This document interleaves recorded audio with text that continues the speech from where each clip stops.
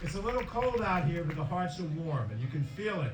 When you just look around at this crowd, just how many other people feel the same way you do, and that you're here today because we have a common interest and a common purpose. And we care about the loved ones that suffer from this disease. And if we want to be truthful, none of us know who next will suffer, including ourselves. This is very personal to this community. We support you, we care for you, we're gonna fight with you, we're gonna walk with you, we're gonna beat this disease. Are we ready to walk? Are we ready to end Alzheimer's? My name is Kyle Marin. I'm the Office Manager and Development Support for the Alzheimer's Association Hudson Valley chapter. Hi, I'm Maura Riley, and I am a volunteer on the planning committee for the Westchester Walk to End Alzheimer's. My name is David Sobel. I am the proud executive director for Alzheimer's Association Hudson Valley chapter. Hi, my name is Kim Mahoney. I am a volunteer board member for the Alzheimer's Association for Westchester County. We're filming this 31 days out from the walk, and I feel we're on a really good path to having a successful walk this year. So I started with the Alzheimer's Association back in 2016. I just celebrated my 6-year anniversary with the association. I did know several friends who had relatives with Alzheimer's, so if I could help them in any way, that's a big part of why I took this job. So I got involved with the Alzheimer's Association initially as a participant in the Walk to End Alzheimer's, just raising money with my team. It's been a way to spend time with my family and doing something that I'm, again, extremely passionate about, technological progress to solve healthcare problems and access to healthcare. So I think it's been a really great experience. I'm excited to continue this year and to make the Westchester Walk a top 30 in the country walk again. I work in early intervention, which means I work with children with developmental, physical, emotional, and mental disabilities from birth to 3 years of age. I adore them and I adore my families, and I am very passionate about advocating for them to make sure that their children have the same resources as everyone else in order to able to attain that full productiveness. It's a year-round effort making this walk happen. And so it's something that I'm doing even in January, thinking about the next year's walk. The volunteers are fantastic. They are a very selfless group of people dedicating their time to helping make our events possible on the event side of things, but then also on the programs and services side of things, helping us be support group facilitators, helping us reach out into communities that we otherwise would not be able to reach. They are integral to the work that we do here. My name is Ethan Elkins. Hi, my name is Prashant Malwana. My name is Suresh Rossi. I'm Remy Natsa. And I'm Emily Stengel. I'm Allison. Hi, I'm Eliza. And I'm the president of the Alzheimer's Club at my school. I'm the co-captain of the Interact/Rotary Walk to End Alzheimer's team at Pelham, and I'm the Interact Club president. I am the co-captain of the Pelham Interact/Rotary Walk for Alzheimer's team. This year we started the Hackley Alzheimer's Awareness Club so that we could raise more awareness at our school. And we are co-presidents of the Growth and Awareness Group for Alzheimer's, which is a club at our high school. We go to Byram Hills High School in Armonk, New York. A lot of young people are affected by Alzheimer's. People always think of Alzheimer's and other dementia as an old person's disease. And that may be true to a certain extent, but who does it affect? It affects everyone. It affects the sandwich generation, those parents who are dealing with their parents and their kids at the same time. And then you have younger people who are trying to make a difference for their parents or their grandparents. It's a cool experience, especially because it's kind of working towards something that I have a connection to, doing something to help everyone. It's a special feeling, and I feel like I'm proud of it. In our sophomore years of high school, we took over the Growth and Awareness Group for Alzheimer's. It was during the COVID pandemic, and although we weren't in school 100% of the time, we really did try hard to stay involved with the Alzheimer's Association and really getting other students at our school involved. I think that it was nice to have a role model in previous years to look at the work they did and see what we wanted to borrow from them, but also how we wanted to add to the club in our school environment. And together we were able to figure out how we were going to do that. Hello everyone, my name is David Sobel. I'm proud Executive Director of Alzheimer's Association Hudson Valley Chapter. It is my pleasure to welcome all of you here tonight to our bridge lighting event. I think so far we're off to a good start, but we're hoping that it's going to be purple tonight in honor of Alzheimer's Association and in honor of all of those living with Alzheimer's, their families, and their caregivers. Alzheimer's affects everyone. It affects almost 6 million people in the United States. It affects more than 40,000 people here in the Hudson Valley. And the numbers are just getting worse. And so we are here to thank you so much for your support. Please, if you haven't registered for the walk yet, please register for the walk at westchesterwalk.org. Help us out. Help us to raise money so that we can provide programs and services to people living with Alzheimer's and their families. Younger people who are trying to make a difference for their parents or their grandparents, and they understand that this is something that we want to get rid of, if not for the greater good of the community, for themselves as they get older. I think it would be a peace of mind that if this is a disease that comes up in a family member of mine later in life, which statistically it's fairly probable that someone is going to end up with the disease who you know in your life, if there is not already somebody with the disease.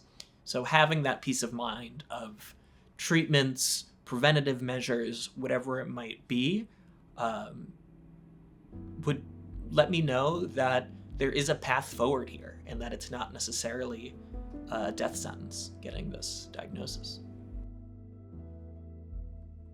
My name is Krista Picciano Daniello. I am the Vice President of Sales at the Osborne, which is a retirement community in Rye, New York. One of the things I've seen as a pattern, most importantly as it pertains directly to Alzheimer's or dementia-related disorders, is that the first stage is usually never diagnosed because people say, oh, mom's always been forgetful.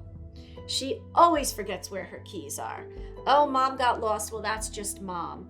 Or, oh, well, dad, he forgets things. It's not a big deal. He's getting older. I think people are afraid to go to the neurologist, afraid to go to the doctor to say, hey, I'm having these issues. But, early detection, there are some medications at least now that can help sort of keep off the disease. You can't cure it yet, but you can help it. You can kind of stop it from progressing more quickly if you see it earlier. Look at those patterns. It's really important to figure those out. My name's Caitlin Nawn, and my mom is Patricia, and she has Alzheimer's. And that is sort of how I got involved with Alzheimer's overall.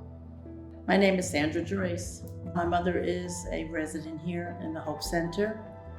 She's been here since this past July 2022. And she's in, I'd say, the mid to later stages of Alzheimer's. And so far she's doing very well.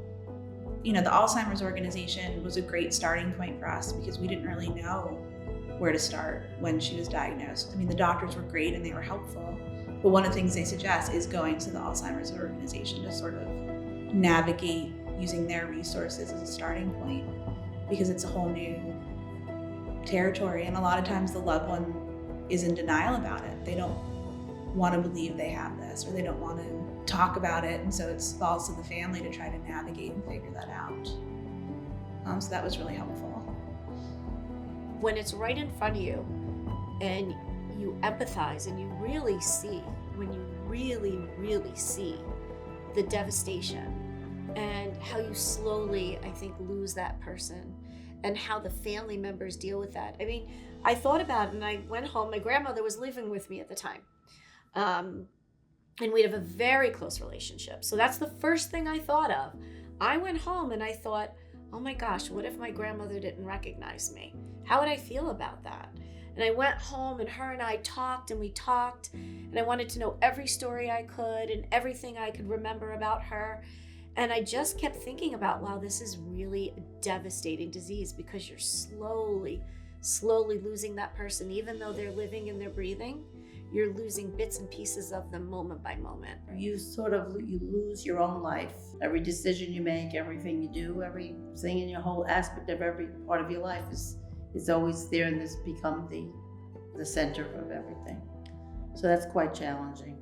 You lose the person before you lose the body. So that's the really most difficult part, is that you are spending time with them, but they're not really them anymore. And so that's why I said you hold on to the little pieces of them that come through, because that's all you can do. Yeah. Sorry, I'm getting a little emotional. It's hard not to. My grandfather actually has it right now. It has affected him greatly, especially again in the pandemic, because he is immune compromised. It was definitely hard to, spend time with my grandparents and then, to keep them safe. Like, I couldn't really see that many people.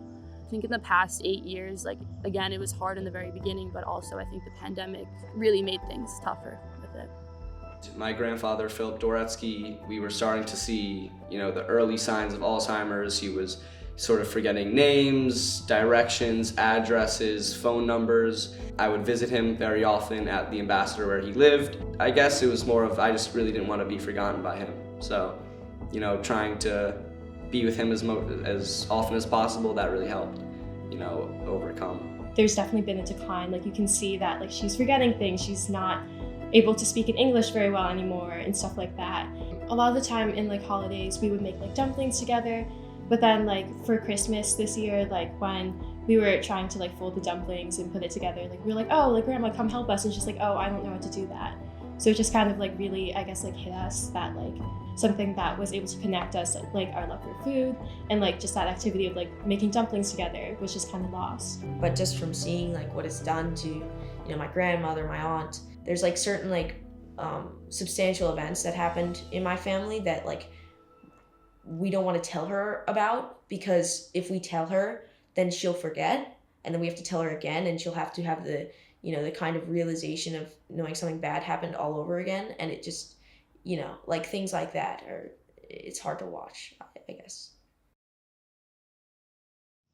I think that especially all of the younger people getting involved is really important, because if you start spreading information, to high schoolers and even, younger kids, they'll grow up wanting to fight for the same cause as well.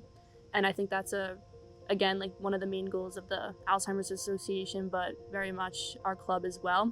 I think that forming personal connections with those who are, affected by Alzheimer's, whether it's someone who lost a loved one or someone who does have Alzheimer's, is super duper important, right? We want to raise as much awareness as we can.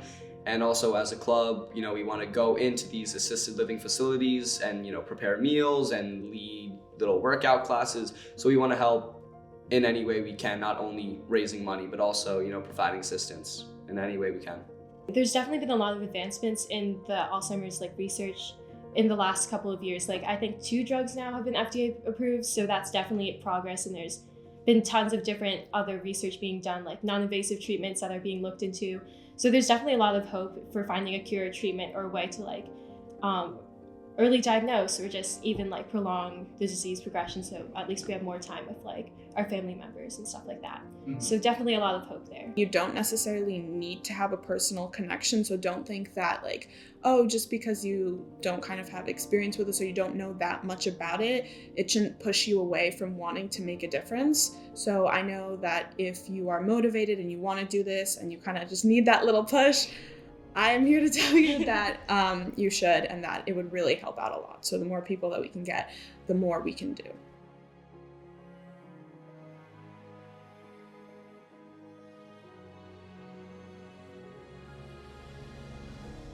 Good afternoon, Westchester. How are you doing out there?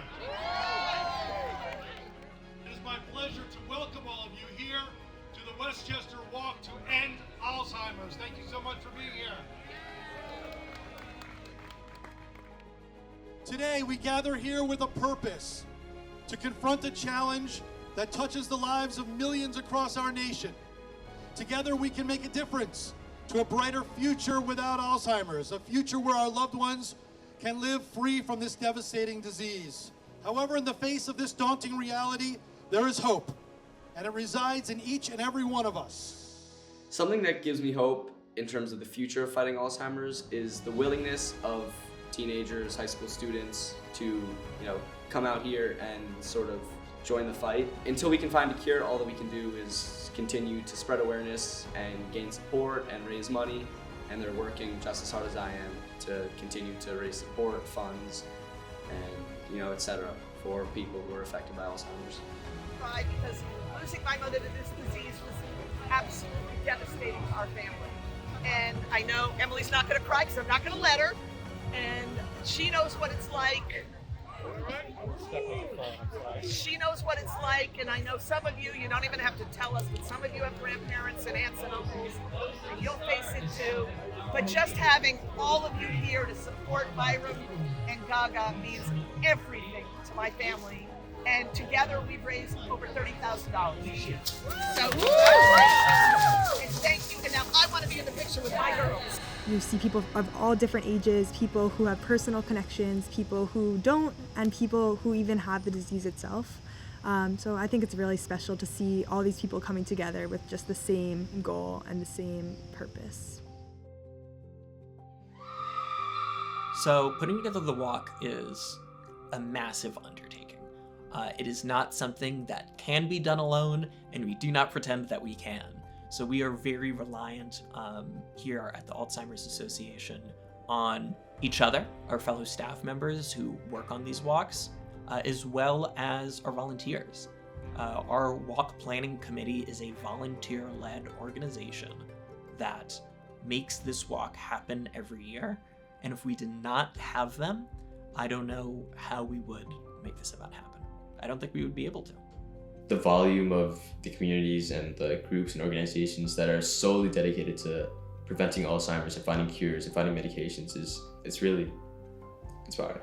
It's really about all the young people who are coming together and fighting this disease just for a better tomorrow where people like my aunt and grandma don't have to go through what they did. So that gives me hope. Doing something to help everyone, and even my own family, and help them prevail against the side effects of Alzheimer's and what they do to someone.